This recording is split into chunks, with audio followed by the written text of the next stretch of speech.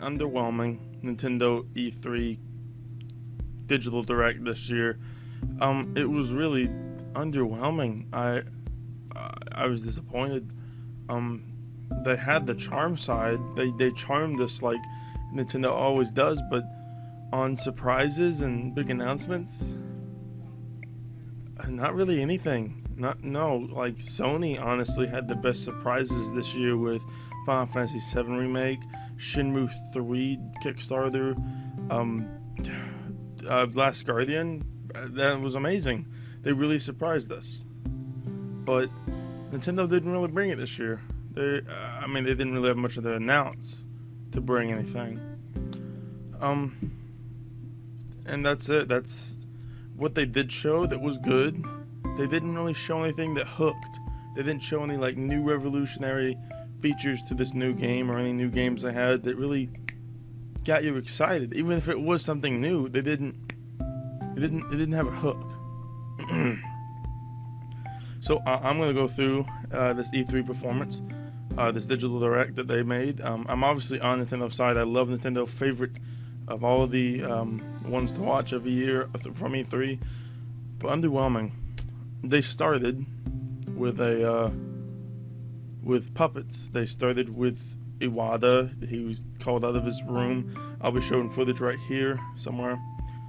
And it showed like Reggie, and it showed Shigeru Miyamoto puppet, and they were getting their posse together. They were being cool. They were coming out, and just something that really grabbed your attention. Like, this is gonna be different. This is gonna be awesome. Just like last year when they got Robot Chicken to animate little tiny segments, and it was cool. But it kind of stopped there. Then they started introducing Star Fox. The puppets started turning furries, and they started turning into the Star Fox characters. Shigeru Miyamoto was Fox, Iwata was Peppy, Reggie was Falco, and it just happened. They just started transforming, and then they showed the Star Fox Zero, which I'm excited about. I'm excited for the transformation in between Landmaster and the Gyro Wing and the Walker. Because the Walker was supposed to be in Star Fox 2, which was canceled a while back. Actually, probably a long time ago. I don't remember.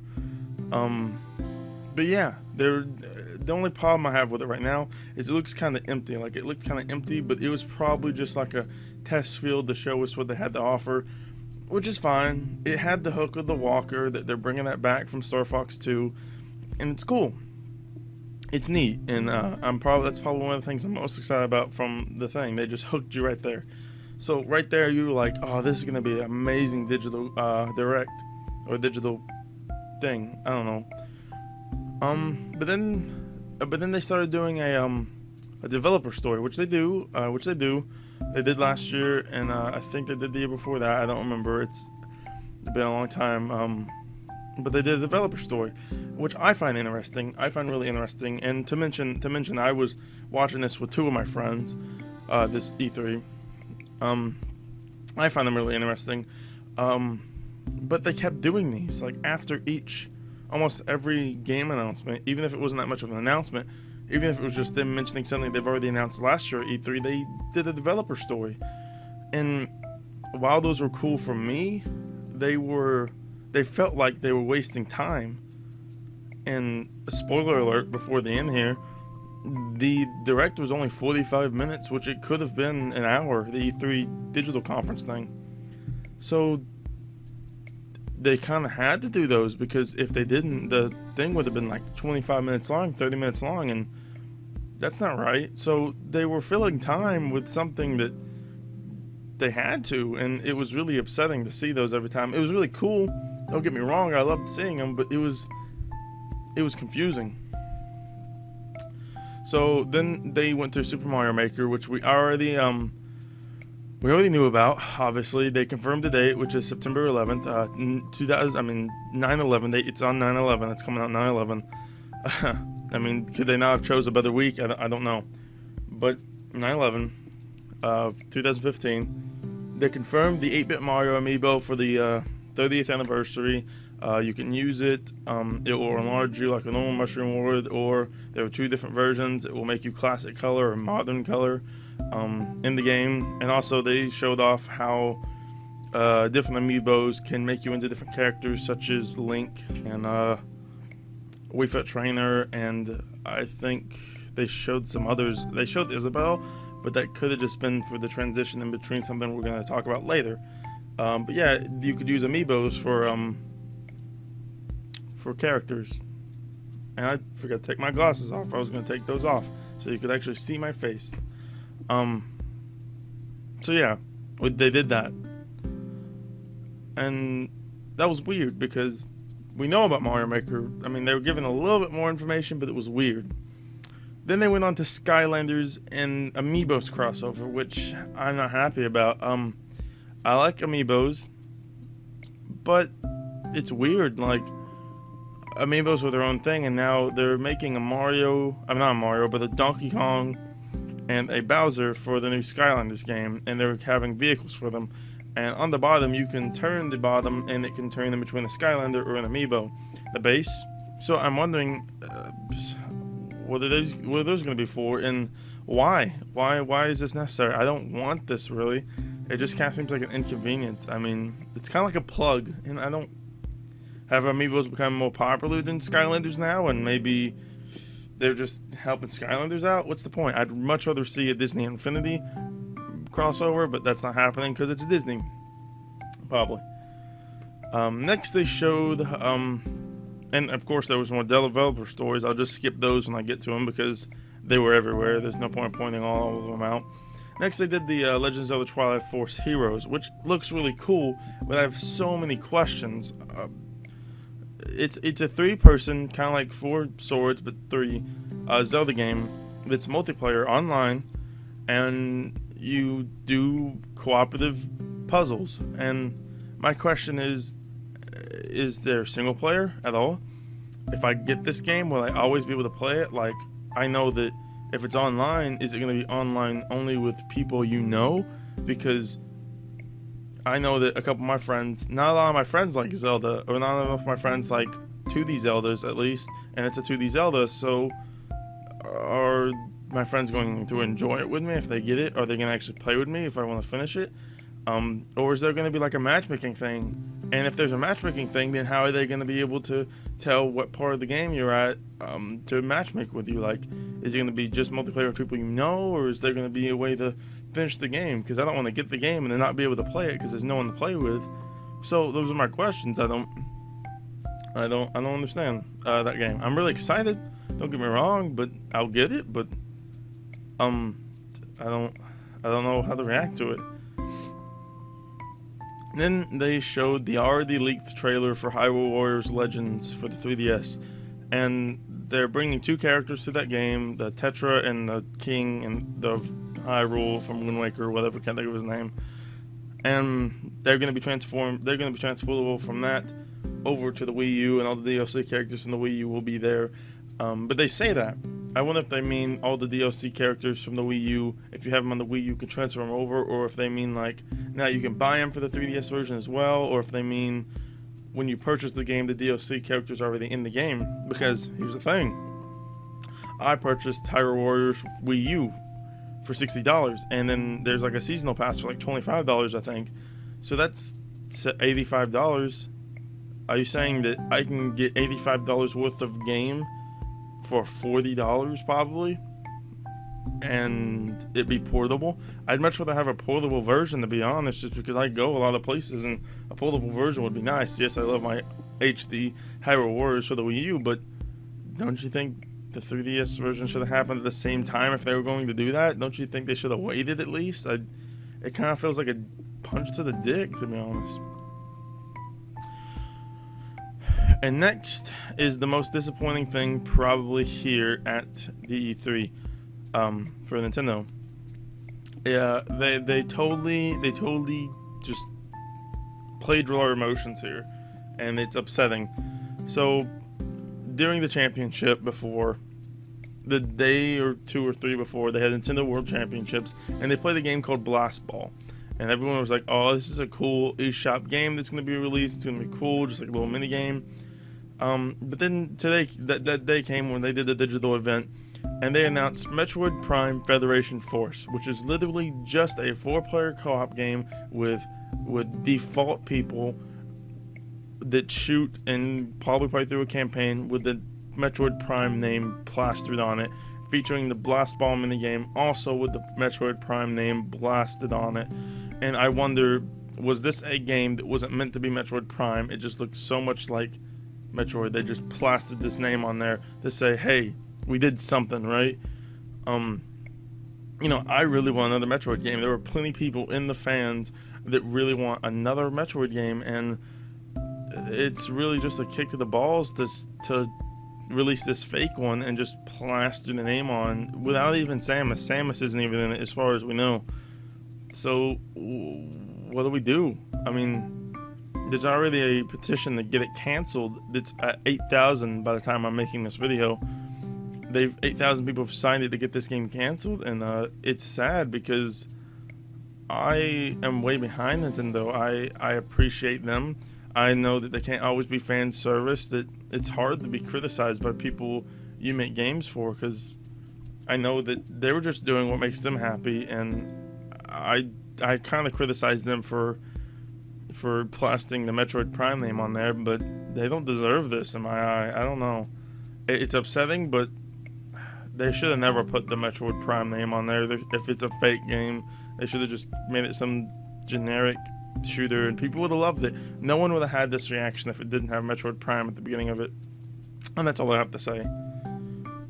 Next up is Fire Emblem Fates, which was previously known as Fire Emblem If, or IF, I don't know what people were calling it, because I don't really follow Fire Emblem. I'm sure a lot of people are really excited about this, but I've never played a Fire Emblem game. Not that I'm not into it, I just never dived into the series. I've just never. One day I'll probably try it out and do it. I'm sure a lot of people were really excited about that, and that official name confirmation. I don't know if the trailer was old or anything. Speaking of old trailers, the Hyrule Warriors Legends trailer they showed was the exact same thing that was already leaked, so it was nothing new, really. It was no new announcement. It would have been surprising, kind of, if it wasn't leaked. Next up is probably the most disgusting thing in the E3 Nintendo digital event. It's I don't know the official name, but it's a Shin Megami Tensei cross game with Fire Emblem, and it's complete weeaboo fuel. It's weeaboo bait. It's a game for all the weeaboos. I'm not gonna hate against it, but it's totally anime and it's totally un-Nintendo to do something like this. It's weird. Well, not really necessarily un-Nintendo, because they've done plenty of cross features, but it just seems like a cash grab in my opinion. I don't know. I'm not interested in it. It's hard to be interested in something like that. I don't know.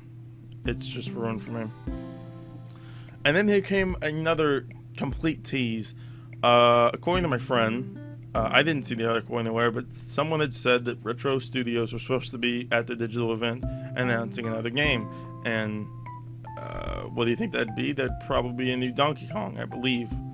So, before this game was announced, what I'm about to say, we saw puppet Shigeru Miyamoto sitting at a desk with bananas, holding bananas, and nothing really was said. It was just him holding bananas, and then it cut to a trailer, and the trailer was Xenoblade Chronicles X. Now, I'm super excited for that game. I love Xenoblade, and I'll be getting Xenoblade Chronicles X, but they knew what they were doing there. They were totally teasing us with a game that this wasn't. This was not what we wanted from what they were teasing. We wanted a big bang, and we've already knew Xenoblade Chronicles X was a thing, and I'm pretty sure it's already out in some places. We don't get it till December 4th, but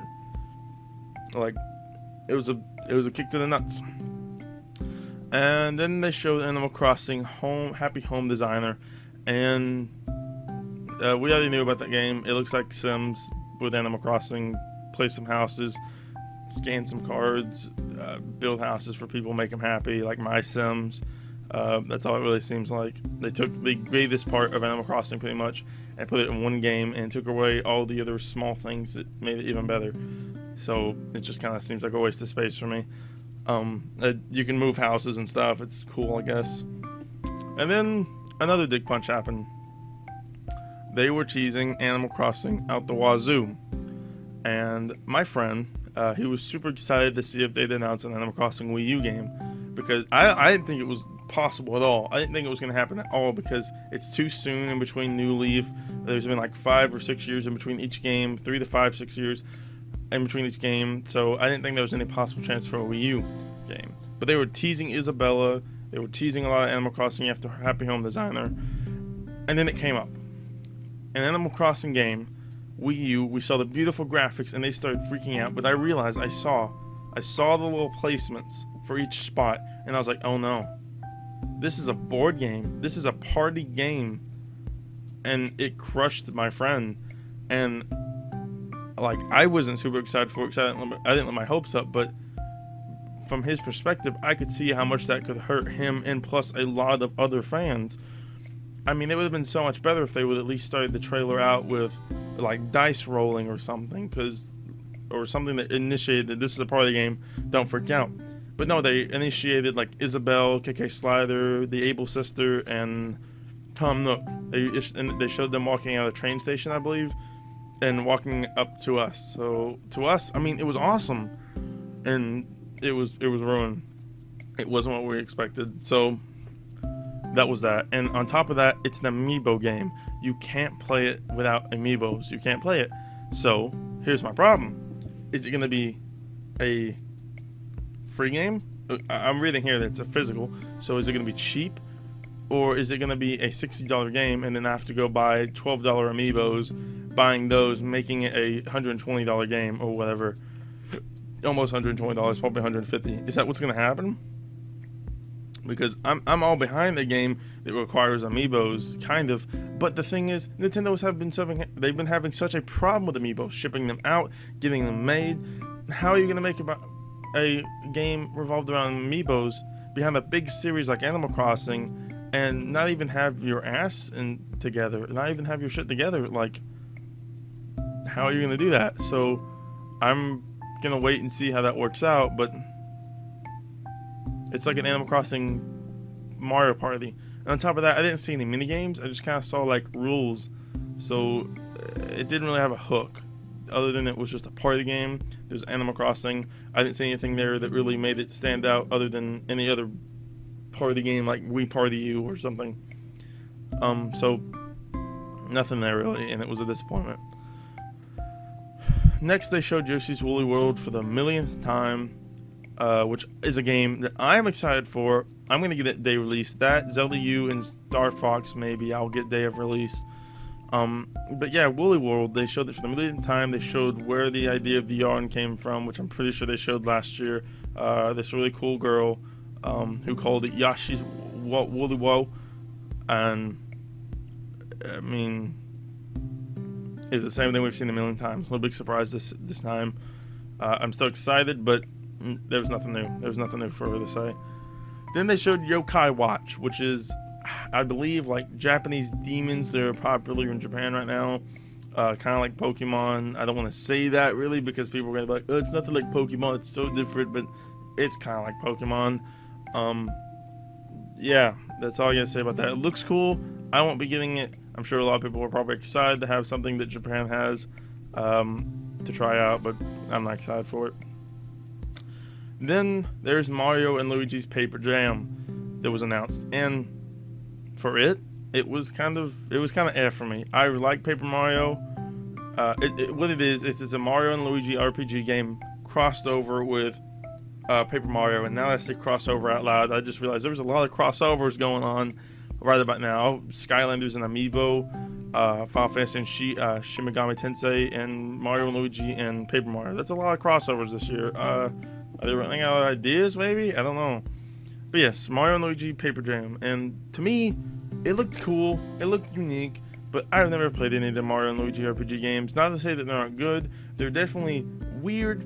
I played Super Mario RPG 7 Stars or whatever, one for the SNES, which is an awesome game. But they seem, unique. They definitely have their own humor. They definitely have their own great games. I just never played them. I do plan on playing them sometime. I actually have Super Saga, I think, on my Wii U. I don't know which one actually. I have one of them downloaded to play, but I never got around to playing it. but I plan on it, and one day I'll catch up with the series maybe. I heard Dream Team was kind of bad, but that was just whatever. I heard it was kind of dull. So I have high hopes for Paper Jam. Will I be getting it? Probably not. I have Paper Mario Sticker Star, which is pretty fun, but I don't like the use of stickers. That's just me. Then they showed Mario Tennis Ultra Smash for the Wii U, and my question is, what's the difference? Other than they added mushrooms. What's the big deal? I love Mario Tennis series. I have Mario Tennis Open. I have Mario Tennis 64. I used to have the Mario Tennis GameCube game. But what's the big change? They didn't show anything to hook us. They didn't show anything big other than, oh, you can get bigger now and probably do more powerful shots. They didn't show anything like that hooked us. Like the GameCube game had like those smash, like those final smash for each character smash hits, and that was interesting. That was a hook. That was something special about that one game. But what's special about this one? I think, yeah, what's special? I don't know. They didn't show anything other than the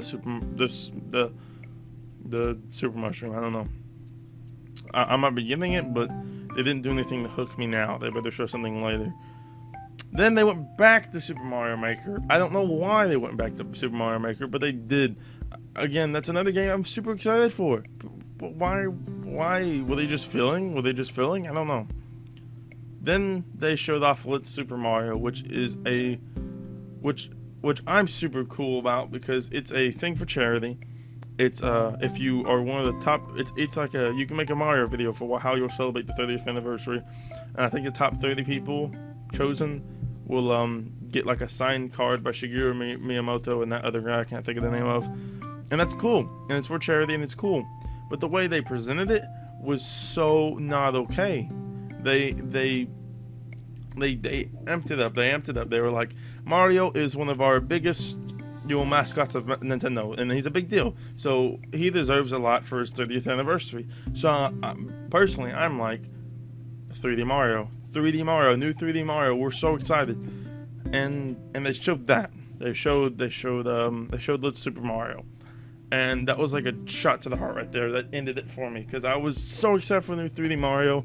Do I want a new Galaxy? Hell no. I'm done with Galaxy. Galaxy was fun the first game, repetitive the second game. Although the second game did have more cool stuff with it, just like it was an expansion to the first game. Would I kill for a new Sunshine? I wouldn't mind seeing a new Sunshine. But would I murder for a new idea?